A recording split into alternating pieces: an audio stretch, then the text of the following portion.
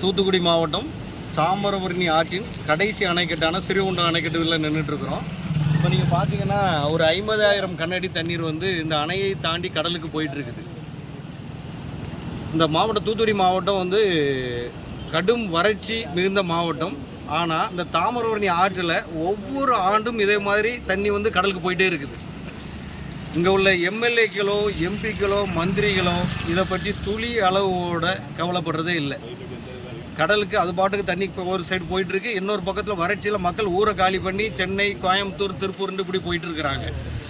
இங்கே வரக்கூடிய இந்த தண்ணியை நாம் வந்து வறட்சி பகுதியான சாத்தான்குளம், உடன்குடி, பேய்க்குளம் இந்த பகுதிகளில் கொண்டு சேமிக்கிறதுக்கு ஏதாவது ஏற்பாடு செய்தால் இந்த ஏரியாவில் விவசாயம் செழிக்கும். தூத்துக்குடி மாவட்டத்தில் பொருளாதார வளர்ச்சி ஏற்படும். இங்கேருந்து பொதுமக்கள் குடிபெயர்ந்து சென்னை, கோயம்புத்தூர், திருப்பூர், பாம்பேன்னு போகிறதையும் தடுக்கப்படலாம். எந்த தொலைநோக்கும் இல்லாத பார்வையும் இல்லாத மந்திரிகளும் எம்எல்ஏ எம்பிக்கள் இந்த பகுதியில் இருக்கிறது இந்த ஸ்ரீகுண்டம் தொகுதிக்கும் தூத்துக்குடி மாவட்டத்திற்கும் ஒரு சாபக்கேடாக இருக்குதுன்னு சொல்லி தூத்துக்குடி தெற்கு மாவட்ட பாஜக சார்பாக கண்டனத்தை தெரிவித்துக் கொள்கிறேன்.